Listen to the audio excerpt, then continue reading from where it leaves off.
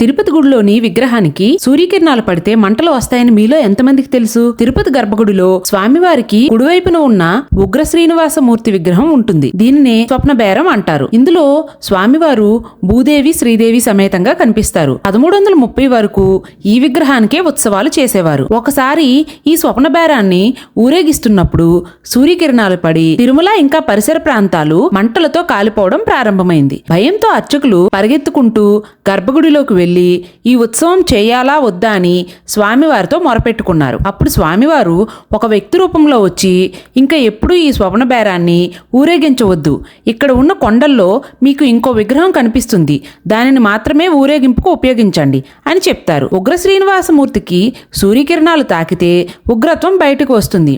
ఆ ఉగ్రత్వం భక్తుల మీద కాదు, స్వామివారి భక్తులను ఎవరైతే బాధ పెడతారో వారి మీద. అందుకే ఈ స్వప్న బేరాన్ని సంవత్సరంలో 2 సార్లు మాత్రమే చూడగలం. అది కూడా సూర్యోదయానికి 2 గంటల ముందే మాడవీధులంతా ఊరేగించి మళ్ళీ గర్భగుడిలోన ఉంచుతారు. ఏడాదిలో 2 సార్లు మాత్రమే ఊరేగిస్తారు. ఒకటి కృష్ణాష్టమి రోజును, రెండోది క్షీరాబ్ది ద్వాదశి రోజు. మీకు స్వామివారంటే ఇష్టమైతే గోవిందా అని కామెంట్ చేసి వీలైనంత మందికి ఈ వీడియోని షేర్ చేయండి.